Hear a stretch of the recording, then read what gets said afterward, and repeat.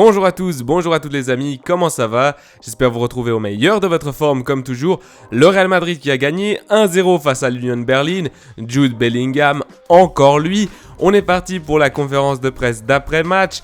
Je vais revenir sur la rencontre dans une prochaine vidéo. On va décortiquer tout ça. J'ai pas vraiment aimé la rencontre pour tout vous dire malgré la quantité d'occasions que les Madrilènes se sont procurées. C'est parti pour les questions et les réponses de Carlo Ancelotti dans cette conférence de presse d'après-match.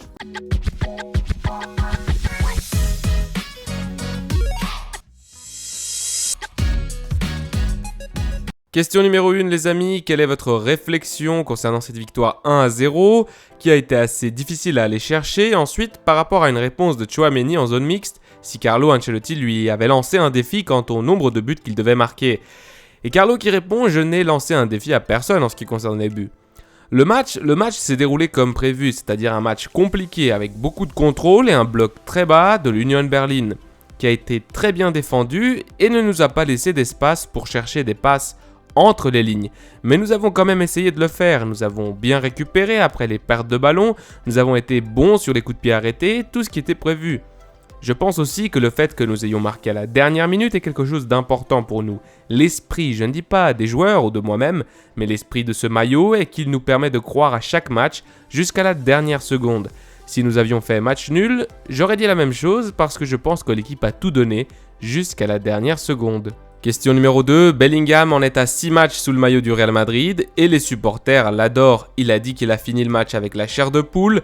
Qu'est-ce qu'il a de spécial ce joueur pour éblouir Ancelotti, les supporters et tout le vestiaire? Carlo répond, Bellingham a des qualités très importantes. Il semble qu'il ait aussi de la chance parce que je pense que ce but est très similaire à celui contre Retafe avec un rebond. Mais il était là et pas un autre joueur. Cela signifie qu'il arrive presque toujours depuis la deuxième ligne et quand il arrive, il est plus intelligent que les autres et il a cette qualité extraordinaire et il en profite. Question numéro 3, il y a un scénario qui se répète, surtout au Bernabéu lors des 3 dernières rencontres, c'est que l'équipe n'est pas bonne en première mi-temps et qu'en deuxième mi-temps, elle prend le dessus.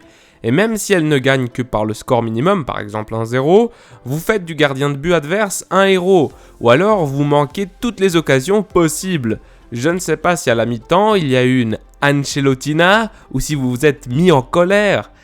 Carlo répond, la vérité est assez simple, comme je l'ai dit, la deuxième mi-temps a été meilleure pour nous parce que nous avons joué contre une équipe qui pressait moins qu'en première mi-temps et qui a dépensé beaucoup d'énergie pour contrôler les espaces comme l'a fait l'Union Berlin. En deuxième mi-temps, cette énergie a un peu baissé et nous avons eu plus d'espace et plus d'occasions qu'en première. La bonne chose aujourd'hui et la bonne nouvelle, c'est que nous ne sommes pas revenus au score. Il a suffi de marquer un but à la dernière minute, ce qui signifie que nous avons été beaucoup plus attentifs. Comme je l'ai dit, nous avons fait un très bon travail sur les coups de pied arrêtés car l'Union Berlin marque beaucoup des buts sur ce genre d'action. Ils sont très forts dans les airs et ils sont très forts dans les deuxièmes ballons. Tout cela, nous l'avons très bien fait. Question numéro 4, vous parliez de Bellingham, de ses qualités et de cette qualité qu'il a d'arriver depuis la deuxième ligne, de chasser presque tous les rebonds. Je ne sais pas si c'est aussi un peu ce qui manque à Rodrigo. Carlo répond, Rodrigo, je pense que ces matchs sont un peu plus compliqués pour lui, ce genre de match, parce que je crois que Rodrigo est très bon en terrain ouvert, en gros quand il y a de l'espace. Maintenant, au cours des derniers matchs, nous avons eu un contrôle presque total dans la moitié de terrain de l'adversaire, donc cela a été beaucoup plus difficile pour lui. En gros, Carlo qui dit, lorsqu'on a le contrôle, il y a des lignes resserrées derrière, donc on a le ballon, mais il y a moins d'espace. Lorsqu'il y a plus d'espace pour courir, il y a eu plus d'occasions. Aussi, c'est vrai qu'aujourd'hui, il a été un peu malchanceux parce que sur 2 ou 3 situations, il aurait pu marquer. Question numéro 5. Au-delà des chiffres, quelle valeur accordez-vous au fait que votre équipe a gagné tous ses matchs, avec tous les changements apportés à l'équipe, avec le départ de Benzema et les recrutements? Qu'est-ce que cela signifie pour vous que votre équipe, d'une manière ou d'une autre, en jouant mieux ou moins bien à certains moments, gagne toujours? Carlo répond, ce que je pense aujourd'hui, c'est ce que je pensais avant le premier match. Nous avons une équipe compétitive et nous pouvons nous battre dans toutes les compétitions. Aujourd'hui, comme je l'ai dit, on aurait pu faire match nul, mais cela n'aurait pas changé l'idée que je me fais de cette équipe, qui est une très bonne équipe avec beaucoup de qualité. Question numéro 6. Aujourd'hui, vous avez eu beaucoup d'occasions, surtout en deuxième mi-temps. Peut-être qu'il vous a manqué un peu plus de 1 contre 1 et avec ce système de jeu en jouant avec Roselu, Vini vous manque davantage dans ce type de rencontre. Et d'ailleurs, combien de temps manque-t-il avant son retour? Carlo répond, bois, Vinicius, je pense qu'il fait partie des meilleurs attaquants du monde. Vinicius fait la différence, évidemment, il nous manque parce qu'avec Vini, nous avons quelque chose en plus. Mais cela étant dit, Roselu se débrouille très bien aujourd'hui, il aurait pu marquer à nouveau et il nous aide beaucoup dans le jeu aérien. Vini pour sûr, il jouera mercredi prochain et puis on verra s'il sera disponible pour dimanche. Question numéro 7, vous avez dit avant le match qu'il fallait être patient après une première mi-temps plutôt difficile et je ne sais pas ce que vous avez dit aux joueurs à la mi-temps, non seulement qu'ils devaient continuer à être patients mais aussi qu'ils ne devaient pas s'énerver lorsque la 90e minute Ramos ou la 90e minute Jude Bellingham arrive et que le ballon n'entre toujours pas. Comment faites-vous pour les convaincre? Leur dire qu'au bout du compte, le ballon va entrer, aujourd'hui il est entré, mais ce ne sera peut-être pas le cas un autre jour. Carlo répond, je pense que l'idée était la suivante. Être patient, nous l'avons été, mais pas trop, car si vous ne marquez pas, vous avez été trop patient. Ce sont des matchs comme celui-ci qui peuvent être aussi des matchs pièges. Nous avons un souvenir qui n'est pas si vieux contre Sheriff, où nous avons perdu à domicile le deuxième match, où l'on a gagné la 14e Ligue des Champions. C'était ce type de match contre un bloc très bas à la recherche du contre.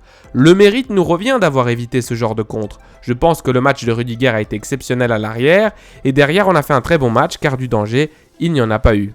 Question numéro 8. Roselu, c'est la première fois qu'il ne marque pas comme madridiste au Santiago Bernabéu. Je voulais vous demander à quel point sa présence a amélioré l'effectif et s'il manquait une figure, un profil comme celui-ci. Carlo répond évidemment cela améliore le jeu aérien. Nous sommes plus dangereux qu'avant, non seulement grâce à Roselu, mais aussi grâce à Bellingham lorsqu'il arrive depuis derrière. C'est une autre option importante. Lorsque nous réussissons à centrer, tout peut arriver. Aujourd'hui, ça a été le cas. Première minute, une tête qui n'est pas cadrée de peu. En deuxième mi-temps, le ballon touche le poteau. Alors oui, on apporte le danger dans le jeu aérien. Question numéro 9 les amis, comme vous l'avez dit hier, Modric a joué. Puis en deuxième mi-temps, Kroos est entré en jeu. Cela donne le sentiment qu'ils vont vous rendre la tâche très difficile en ce qui concerne ce changement de génération dont nous avons parlé la saison dernière et que vous voulez aussi faire. Mais il semble que cela va être compliqué parce que Kroos et Modric apportent encore énormément à la table. Carlo répond, je ne pense pas que ce soit compliqué parce que si tu disposes de 11 milieux qui sont tous très bons, eh bien penser que je dois laisser sur le banc l'un de mes milieux 4 ou 5 matchs de suite, cela n'a aucun sens. Je pense que tout le monde peut apporter sa contribution, que ce soit dès le début du match ou en deuxième mi-temps, peu importe. Je pense qu'il n'est pas facile pour un joueur de comprendre qu'il ne va pas jouer, mais il n'est pas difficile de comprendre qu'en deuxième mi-temps, il peut contribuer davantage. Nous l'avons déjà dit, il va trouver un adversaire qui est un peu plus fatigué, qui a moins d'énergie, il peut donc contribuer davantage en deuxième mi-temps par rapport à ce qu'il aurait pu contribuer en première période. Question numéro 10 et avant-dernière question de cette conférence de presse, Tchouaméni a dit dans la zone mixte qu'il devra discuter avec vous après que vous ayez dit que City est le favori pour la Ligue des Champions. Camavinga a également déclaré que pour lui, le Real Madrid était le favori. La force mentale est-elle la plus grande vertu de cette équipe ou sont-ils trop fous pour penser qu'ils sont favoris et non les champions en titre? Carlo répond, je pense que dire que nous sommes favoris ou que nous ne sommes pas favoris n'apporte rien parce que je pense que cela n'a pas de sens parce que chaque match comme celui d'aujourd'hui, nous devrons nous battre. Je pense que dire que nous sommes favoris n'apporte rien et ne nous enlève rien, mieux vaut donc penser à autre chose. Question numéro 11 et dernière question de cette conférence d'après-match, je voulais vous poser une question sur Brahim. Que pensez-vous de son début de saison? Parce qu'à chaque fois qu'il a des minutes, il apporte beaucoup et si à partir de maintenant, vous pensez à lui donner plus d'opportunités? Carlo répond, il a été l'un des joueurs les plus touchés par cette première partie de saison, plus que tout autre, parce qu'à chaque fois qu'il a joué, que ce soit 5 ou 10 minutes, il a évidemment apporté ses qualités à l'équipe. L'idée est de lui donner plus de temps de jeu évidemment.